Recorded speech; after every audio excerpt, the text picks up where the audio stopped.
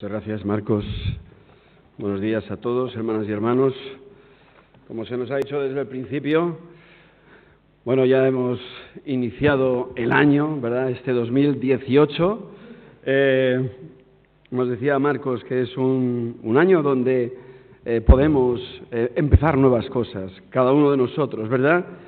Y creo que también una de las cuestiones que en todo nuevo año, podríamos decir siempre, en la vida cristiana, algo que deseamos todos fervientemente es que el Señor nos bendiga, y nos bendiga en este nuevo año, si cabe, por cuanto siempre son momentos en los cuales pues iniciamos una nueva etapa, una nueva andadura, o seguimos haciendo lo que venimos haciendo, pero deseamos que el Señor en este nuevo tiempo nos siga bendiciendo o nos bendiga de una manera especial. En esta mañana os propongo, y me propuse a mí mismo, este texto que en principio era una reflexión que me vino a mi mente y después a la hora de abordarlo, pues esa primera ilusión inicial del texto se fue complicando precisamente por la complejidad del texto. Es un texto de esos difíciles, un texto un poco extraño que está ahí en el Antiguo Testamento, esa lucha del hombre con Dios y esa victoria aparente del hombre frente a Dios, Jacob, frente a aquel varón al cual él entiende que es Dios, y esa lucha que pide precisamente la bendición de Dios sobre la persona de Jacob. A modo de situarnos en el personaje, que es bien conocido, pero de alguna manera, por situarnos en esta mañana, sabemos que Jacob es uno de los dos hijos de Isaac y de Rebeca. Ellos tuvieron gemelos y recordamos aquella escena, ¿verdad?, en el parto, cuando en primer lugar de ese parto nace Esaú y Jacob le coge ya del tobillo como diciendo: en algún momento de nuestra historia de hermanos yo te pasaré a ti, y después sale Jacob agarrando el tobillo de su propio hermano. La historia de Jacob, como la historia de José, es una lectura impresionante. Si la abordas de una sentada, es como una de las grandes novelas de la literatura, porque en ella, en esa historia, encuentras de todo. Encuentras amores, encuentras desamones, encuentras rivalidades, encuentras incluso las preferencias del padre sobre un hijo, de la madre sobre el otro, encuentras rivalidades entre los hermanos, peleas, conflictos, incluso deseos de venganza, encuentras amores y desamores, encuentras incluso mentiras, chantajes, encontramos de todo. Todo lo que una buena novela se pueda apreciar de tener, la tenemos en esta historia de Jacob. Por tanto, una recomendación: si quieres hacer una buena lectura de una buena novela, léete la historia de Jacob en estos días, que de verdad que te prometo que vas a disfrutar, aunque sea desde el aspecto literario, porque es una joya. Como he dicho, como toda buena familia que se precie, allí también había preferencias. El padre prefería al hermano mayor, a Esaú. Esaú debía ser como estos machos alfa, ¿verdad? El que sale a la guerra, el que caza, el más fuerte, el más valiente. Y después estaba el hermano pequeño, el preferido de la madre. No sé si es que porque Benjamín, por el que le veía más débil, era el beduino, el que estaba allí en las tiendas, el que se dedicaba del pastoreo, el preferido de la madre. Y el texto no lo disimula: preferido del padre, preferido de la madre. Esto siempre trae conflictos en todo hogar, siempre. Y por tanto, allí también lo había. También recordamos aquella historia, ¿verdad?, cuando Jacob, ya mayorcito, ya le quiere empezar a usurpar el lugar a su hermano, y idea aquella treta, ¿verdad?, de comprarle al hermano la primogenitura, ¿verdad? El hermano Esaú llega de la caza, como recordamos, llega agotado y con un hambre descomunal, y su hermano Jacob había preparado un guiso, se nos dice un guiso rojo, algunos ya lo identifican con lentejas con buen chorizo. Bueno, chorizo no, porque los judíos no comían chorizo, así que lentejas a secas, y que le quitó el sentido a Esaú. Tenía hambre, quería comer, y por tanto Jacob le ofrece: mira, yo te doy este plato, este buen guiso, por tu primogenitura. los derechos que le correspondían al primogénito por un plato de lentejas, como se conoce en la historia, ¿verdad? Una vez Isaac se hizo mayor, también sabemos, quedó ciego, ¿verdad? Y considerado que había llegado su tiempo ya, que partiría con el Señor y que por tanto quería bendecir al primogénito, como era costumbre en Israel, al hijo mayor. Así que el padre le envía a cazar y le dice: hijo mío, sal a la caza y después haces un buen guiso, yo me lo comeré porque me encantan tus guisos y después te daré la bendición. Bueno, todos sabemos que la buena madre, Rebeca, escuchó la conversación y como tenía su preferido, pues le dijo a su hijo pequeño, a Jacob: oye, ha llegado tu momento, vas a suplantar a tu hermano, de ahí Jacob, el suplantador, vas a suplantar a tu hermano y yo voy a preparar el guiso como a tu padre le gusta, porque evidentemente ella sabía lo que le gustaba, yo le prepararé el guiso y te voy a rodear de pieles, de una buena piel, porque dice el texto que Esaú era velloso y Jacob era lampiño, ¿verdad? Y por tanto le envuelve en lana de borrego para suplantar a su hermano. Bueno, en fin, Jacob cuando le oye hablar, Isaac cuando oye hablar a su hijo, dice: esta voz no me suena a la de mi hijo Esaú, me suena a la de Jacob, pero le toca. Bueno, todos sabemos cómo acaba, ¿no? Al final acaba suplantando a su hermano, recibiendo la bendición del padre, y cuando Esaú llega de la caza y prepara el guiso y se presenta a su padre y le pide la bendición, el padre le dice: hijo mío, ya te he dado la bendición, tu hermano te ha suplantado, se ha llevado la bendición, no queda bendición para ti. Y os podéis imaginar, Esaú entra en cólera, rabia, deseos de venganza contra su hermano y le dice: bendíceme, sea lo que sea. El padre acaba bendiciéndole, pero claro, la bendición ya se la había llevado el primogénito. Le dice: tú servirás a tu hermano, pero serás un hombre de guerra y los pueblos se someterán a ti. Y esa era la bendición. Él entra en esa cólera, en esa rabia contra su hermano, en ese deseo contra Esaú, contra Jacob, y decide que matará a su hermano, pero ha de esperar a que el padre muera. Cuando mi padre muera, cuando Isaac muera, mataré a mi hermano. La madre escucha aquella sentencia y decide decirle a su hijo Jacob: hijo mío, tu hermano desea tu muerte, tienes que marcharte.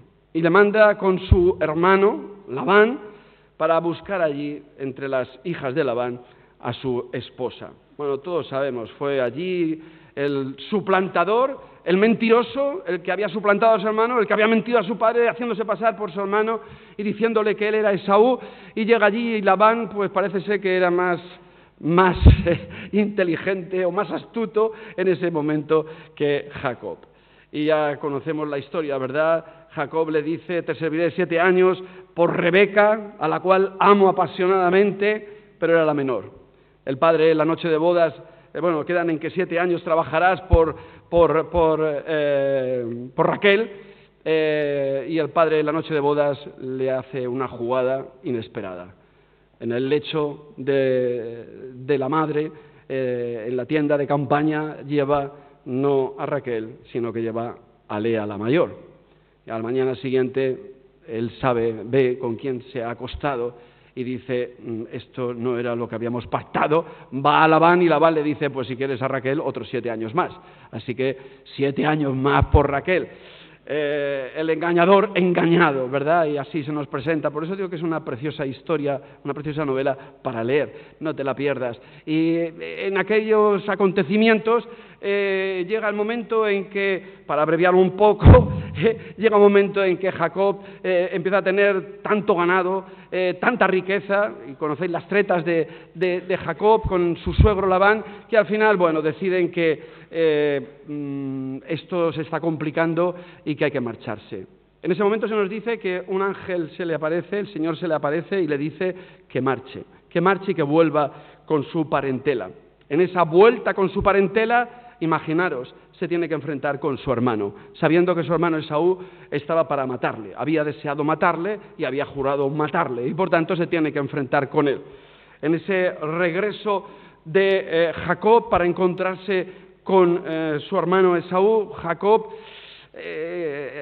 un hombre astuto que siempre está pensando, ideando cómo abordar las situaciones si esas tan complicadas, decide que, vale, va a volver y en esa vuelta desarrolla una estrategia.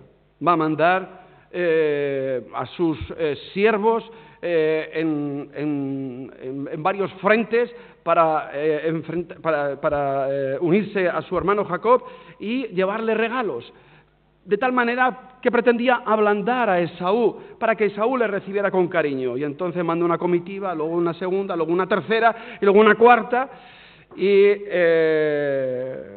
en ese relato se nos dice, en el versículo 22 que se nos ha leído, y se levantó aquella noche Jacob, en el capítulo 32 del libro de Génesis. Se levantó aquella noche y tomó, fijaros, sus 2 mujeres y sus 2 siervas y sus 11 hijos, y pasó el vado de Yabok.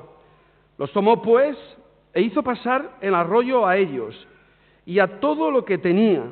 Así se quedó Jacob solo y luchó con él un varón hasta que rayaba el alba.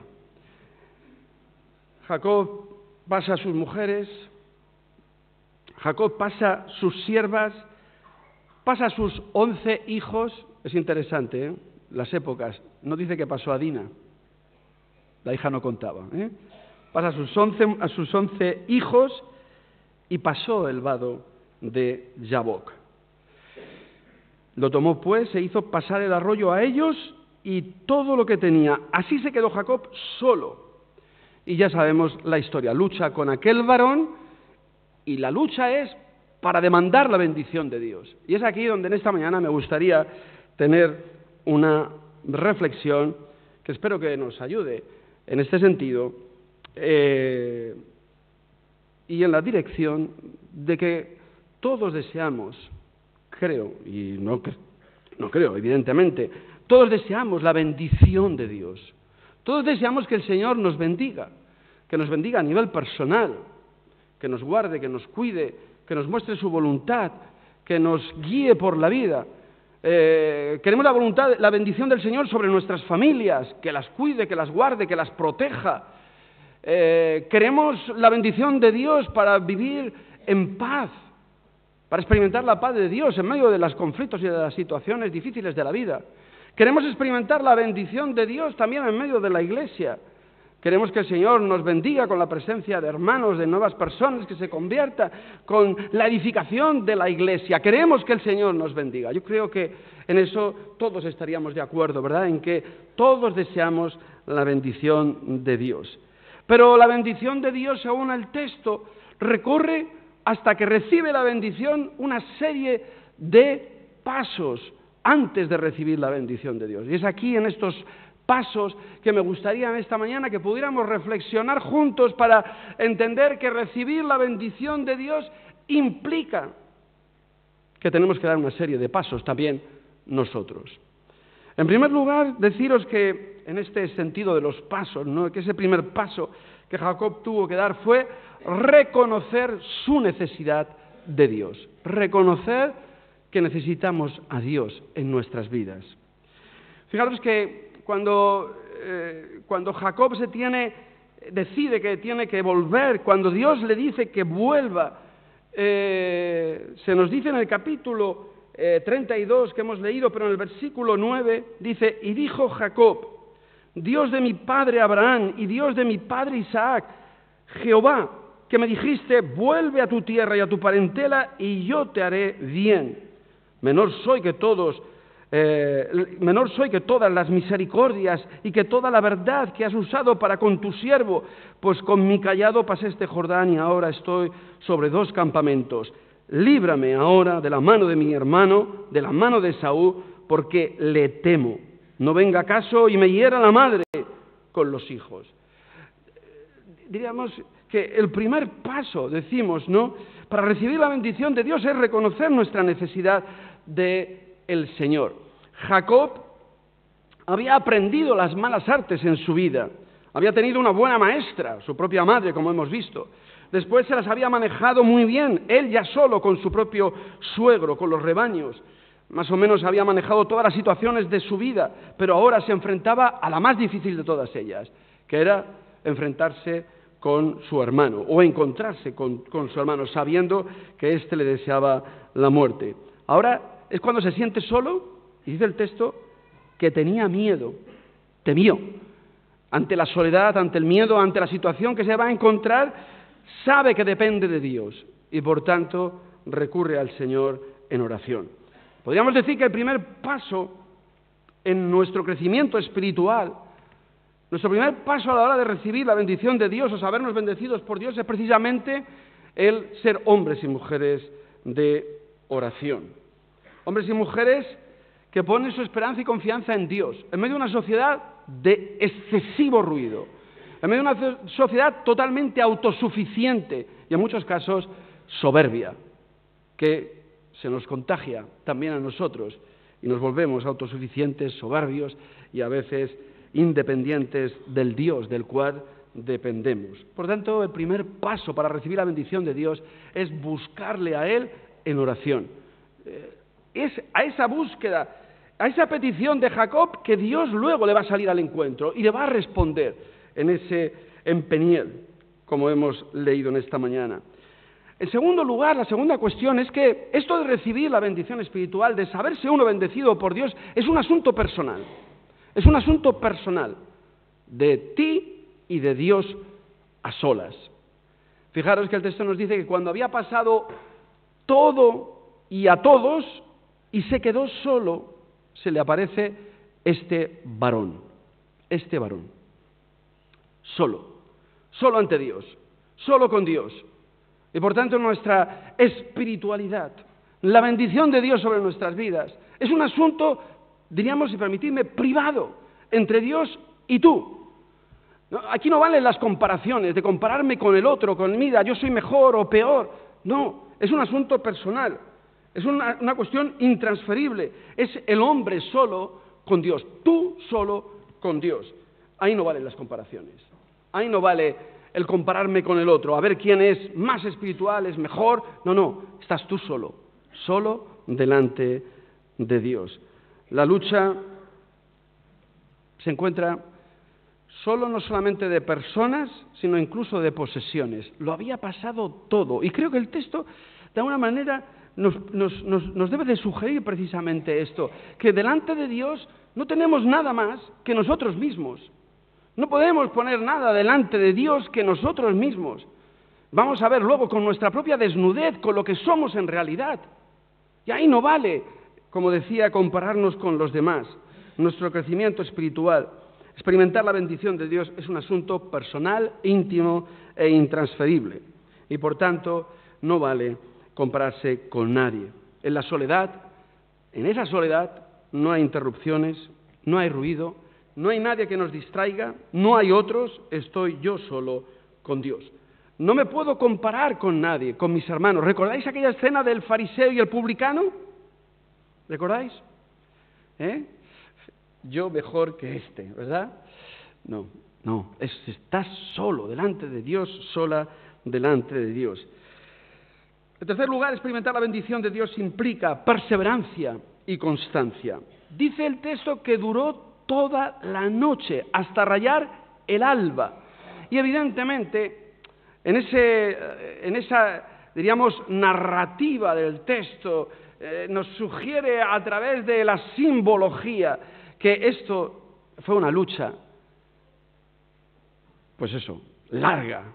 Y nos sugiere que nuestro desarrollo personal, espiritual, nuestro crecimiento espiritual, experimentar la bendición de Dios en nuestras vidas, no es un asunto de un día, ni de una oración, es un asunto de toda la vida, es una cuestión de perseverancia. Duró toda la noche hasta rayar el alba. No sé si alguna vez cuando erais jovencitos, los varones, los chicos sí que lo hemos hecho mucho, las chicas me parece que no tanto, ¿no? Pero hemos jugado a las peleas, jugábamos a las peleas y nos enganchábamos por el cuello e intentabas tumbar al otro y a ver quién aguantaba más. Y claro, pasaban 3 minutos y estabas extenuado, agotado. porque te dejaba agotado. Cuando inviertes tanta fuerza, tanta energía en un momento dado, acabas extenuado. Bueno, pues la lucha, dice el texto, que fue hasta el alba, la lucha hasta el alba. Con lo cual nos transmite la idea de una lucha extenuante. Es el hombre delante de Dios y por tanto en esa búsqueda de su bendición nos entregamos. Orad y velad para que no entréis en tentación. ¿Tampoco habéis podido resistir y os habéis dormido? Todo ello nos invita a pensar que nuestra lucha espiritual, nuestro compromiso, el deseo de que Dios nos bendiga implica toda nuestra vida. Que esto no es una cuestión de un día, ni de unas horas, ni de una temporada, sino que es un compromiso vital. Es el resultado no de un conjuro, no de apropiarse de promesas de Dios. Me apropio la promesa, como si esto fuera la lotería, ¿verdad? No es cuestión de eso.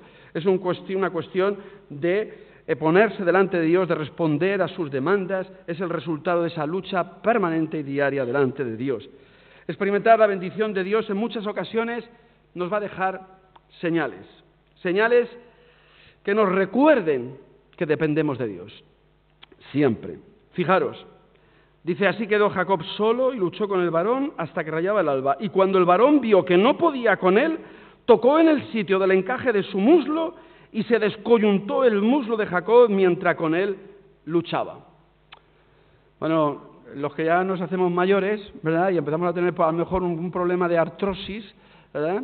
Hace unos años empecé a tener un problema de artrosis en la cadera. Y entonces me explicaron todo aquello, ¿no?, de la cabeza del fémur, esa unión con la cadera, ¿no?, y que tiene que hacer su juego. Y claro, cuando tienes una artrosis, pues impide. Y yo, claro, cuando iba a levantar el pie para subir el bordillo de la acera, se me iba el pie, ¿no? Y ya eran los primeros síntomas de que ahí había un problema y que había que pasar por el taller del mecánico y limar todo eso y dejarlo mejor. Bueno, allí pasamos, ¿no? Parece ser que ese golpe fue precisamente ahí, en el fémur, en la cabeza del fémur. En el nervio dicen ciático, y que por eso los judíos no lo comen, ¿verdad? Bueno, más allá de cuál era o no, la cuestión que se nos transmite ahí es que Jacob experimentó la mano de Dios que le dejó una cojera para siempre, para siempre. En esa cojera que le dejó para siempre, creo que nos sugiere que a veces el Señor deja señales en nosotros, puede ser en nuestro cuerpo, físicas, que nos recuerdan nuestra debilidad y quiénes somos, para que tengamos que depender de Él. A veces las señales son señales en el alma, en el corazón, en nuestras emociones y sentimientos, porque alguien nos ha herido, nos ha hecho daño, porque relaciones se rompen y se rompen para siempre y quedamos marcados y señalados. Cuestiones físicas, cuestiones emocionales, cuestiones de relaciones, del tipo que sea. Y a veces la señal queda ahí para siempre. El apóstol Pablo se nos dice en la Escritura que tenía un mal que parece ser un aguijón en la carne, algunos consideran por Gálatas que probablemente sería un problema ocular, y dice que pidió 3 veces al Señor que le quitara aquel problema que tenía. Y el Señor le dijo: Pablo, deja ya de pedir por este asunto, bástate mi gracia, porque mi gracia se perfecciona en tu debilidad. Y a veces el Señor nos tiene que dejar una marca para recordarnos que somos débiles, humanos, evidentemente, que le necesitamos a Él. Y claro, cuando pasamos por situaciones complicadas, en Noemí, esta semana, en el hospital, y otros con otras historias, ¿verdad? Y la realidad nos hace ver que lo que somos, tan vulnerables, y en un momento determinado todo se viene abajo, y decimos: Señor, dependemos de ti. Y a veces el Señor nos deja esa señal para que una y otra vez entendamos que dependemos de Él, que somos débiles, frágiles, y Él nos tiene que recordar que nos tiene que bastar su gracia en nuestra vida. Experimentar la bendición de Dios, hemos dicho, nos deja a veces señales que nos marcan y nos muestran que dependemos de nuestro Dios. Reconocer nuestra propia experimentar la bendición de Dios implica también, por último, reconocer nuestra propia realidad, quiénes somos. Versículos 27 y 28 dice, y el varón le dijo, bueno, vamos a leer el 26 o el 25, dice, y cuando el varón vio que no podía con él, dice, tocó en el sitio del encaje de su muslo y se descoyuntó el muslo de Jacob mientras con él luchaba. Y dijo, déjame, porque raya el alba. Y Jacob le respondió, no te dejaré si no me bendices. Y el varón le dijo, ¿cuál es tu nombre? Y él respondió, Jacob.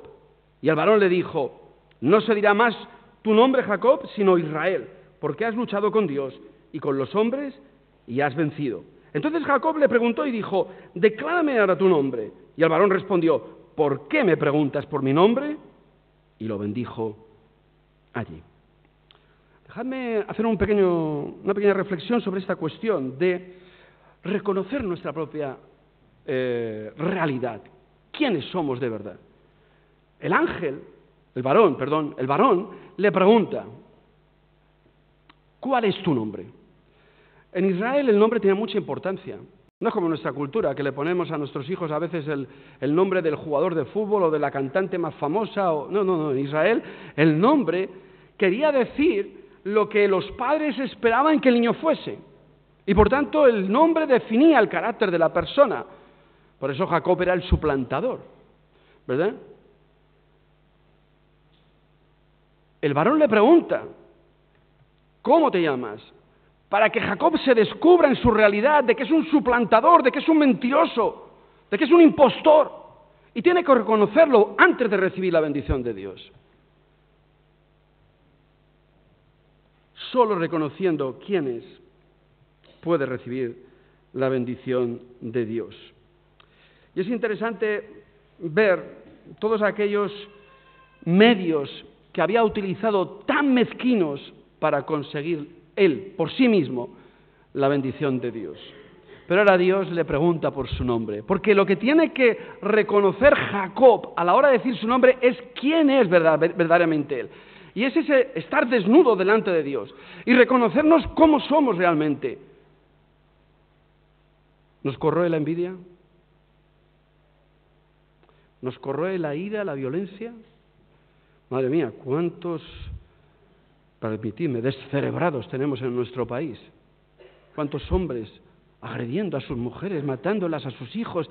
Es una cosa aterradora. Nos domina la ira, la violencia. Nos domina la mentira. Mentimos por sistema.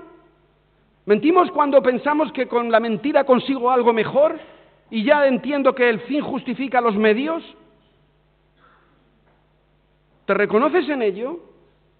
Estás tú delante de Dios, solo. ¿Cómo te llamas? Y la pregunta es para ti y para mí. ¿Cómo me llamo yo? ¿Me llamo envidia? ¿Me llamo mentira? ¿Me llamo violencia? ¿Me llamo celos? ¿Cómo te llamas tú? ¿Cómo me llamo yo? Porque solamente reconociendo lo que somos es que Dios nos puede bendecir. Porque a Dios no le vamos a engañar, si estamos desnudos delante de Él. Pasó solo, sin mujeres, sin siervos, sin posesiones, solo delante de Dios, desnudo. Podemos engañar al que está a nuestro lado, a los que están a nuestro lado, pero a Dios no le podemos engañar. Él nos ve desnudos. ¿Cómo te llamas? Pero Dios sabe quién es. Lo que necesita es que Jacob verbalice quién es Él. Que tú te digas a ti mismo y que tú sepas cómo tú eres. Porque si no, Dios no te va a bendecir, no te va a cambiar el nombre. Entonces no hay posibilidad de ser redimido. Dios no te puede redimir. Dios te dejará como eres. Mentiroso, envidioso, soberbio, iracundo. No hay posibilidad de cambio. La única posibilidad de cambio es cuando sabemos quiénes somos y podemos confesarlo delante de Dios. Y de ahí la pregunta, ¿cómo te llamas? Pero fijaros, la soberbia de Jacob le hace llevarle la misma pregunta ahora a Dios, y al varón aquel, ¿y tú cómo te llamas? La respuesta fue ninguna. No había respuesta. Solamente eres tú quien tienes que reconocer quién eres y cómo eres delante de Dios. Pero ocurre algo fabuloso, algo tremendo, Y es que a la hora de confesarse delante de Dios y demostrarse como Él es, entonces es cuando puede experimentar la redención y Dios le cambia el nombre. Pues a partir de ahora dejarás de ser el suplantador, dejarás de llamarte Jacob y te llamarás Israel, el que ve a Dios, Israel, y por tanto el que ha luchado con Dios. Pero vamos a ir después a esto de luchar con Dios. Ahora te puedes llamar Israel. Ahora dejas de ser el antiguo para ser el nuevo. Con Cristo somos nuevas criaturas. Eso nos declara la Escritura. Pero solo cuando reconocemos nuestra condición de quiénes somos en realidad, desnudos delante de Dios, sin apariencia, sin engaños, sin enfrentarnos, sin pretender justificarnos o compararnos con los demás, es que Dios te puede y me puede bendecir. Jacob recibe la bendición. Ahora se llamará Israel y Dios cumplirá su promesa en él. Y llamó Jacob el nombre de aquel lugar Peniel, porque dijo, vi a Dios cara a cara y fue librada mi alma. Estos días iniciamos, como se ha dicho, un nuevo año. Bien, cada uno de nosotros, mejor dicho, se encuentra en un lugar del camino de la vida. Me explico. Algunos estáis en plena juventud, ahora hay que mirar allí arriba, que es donde se instalan los jóvenes. Algunos en su juventud, con todo el vigor y la plenitud de la vida, con los deseos de conquistar muchas cosas, de estudiar, y si otros lo permiten, poder trabajar, ¿verdad? Pero bueno, las esperanzas están ahí, los sueños están ahí, en ese momento del camino. Otros han iniciado otros caminos, el camino del matrimonio, el camino de presidir, el camino de incorporarse a esa vida ya de responsabilidades, de tomar las iniciativas. Otros vamos recogiendo velas, ¿verdad? Vamos plegando velas. Algunos ya pues con dificultades, con achaques. Y los momentos son diferentes para cada uno de nosotros en el camino de la vida. Pero creo que debemos de saber todos que nuestro Dios, independientemente de la etapa del camino en el que te encuentres, nuestro Dios es el Dios que quiere bendecirnos. Mirad, la lucha no la ganó Jacob. La lucha no la ganó Jacob, aunque el nombre en apariencia apuntaba el que ha luchado con los hombres y el que ha luchado con Dios y ha ganado. Pero la lucha la ganó Dios con Jacob. Y voy a explicar por qué. Pues mira, en primer lugar, porque es Dios el que le sale al encuentro. El varón le salió al encuentro. No fue Jacob el que sale al encuentro. No, es Dios que toma la iniciativa. ¿Y tomó la iniciativa para qué? ¿Para qué? Para luchar ahí con un hombre y ya está. Evidentemente, Dios toma la iniciativa porque quiere bendecir a Jacob. Y en ese encuentro va a ser donde se produzca la bendición. Pero para ser bendecido, Jacob tiene que humillarse delante de Dios. Tiene que doblar su rodilla delante de Dios. ¿Y cómo la dobla? Pues con un golpe. Y dobla su rodilla. Y reconoce quién es. Y le pregunta por su nombre. Y cuando Jacob contesta reconociendo quién es verdaderamente y se humilla delante de Dios, porque eso implica el nombre, es cuando Dios le bendice. Dios salió a su encuentro. Quería bendecirle y es en la humillación de Jacob, en el saberse vencido por aquel, que entonces Dios le bendice. Dios toma siempre la iniciativa. Nuestro Dios no nos quiere hacer daño. Nuestro Dios nos quiere bendecir. Siempre, siempre nos quiere bendecir. Pero la manera de que Dios nos pueda bendecir, a ti y a mí, es que le busquemos a Él siempre, en oración en primer lugar, sabiendo que dependemos de Él, como Jacob, orando, pidiendo que Dios le bendijera. Experimentar la bendición de Dios implica no enfrentarnos, sino entrar solos delante de Dios, en la presencia de Dios, que a veces cantamos, ¿verdad? Es entrar en la presencia de Dios, solo, sin los demás, sin comparaciones, sin justificaciones, sin lo que tengo, sin lo que puedo ofrecer, no, desnudos, solos, delante de Dios. Pero de una actitud perseverante, permanente, como estilo de vida, como manera de ser delante de Dios, hasta rayar el alba. Y podríamos decir hasta rayar el alba de nuestra partida, lo cual implica toda la vida. Recibir la bendición de Dios implica reconocerte como eres tú, en realidad, y como soy yo. ¿Cuál es tu nombre? Jacob. ¿Cuál es tu nombre? ¿La mentira, el odio, la violencia, la manipulación? ¿Cuál es tu nombre? ¿Te reconoces en tu nombre? Porque Dios quiere cambiarte. Y Dios quiere hacerlo. Y te quiere dar un nuevo nombre a ti y a mí. Y solamente cuando nos reconocemos en nuestra realidad de quiénes somos y de cómo somos, es que podemos pedirle al Señor que nos cambie y que nos bendiga. A Jacob le cambió el nombre. Y a partir de aquel día dejó de ser Jacob para ser Israel. Dios quiere bendecirte y bendecirnos en este nuevo año.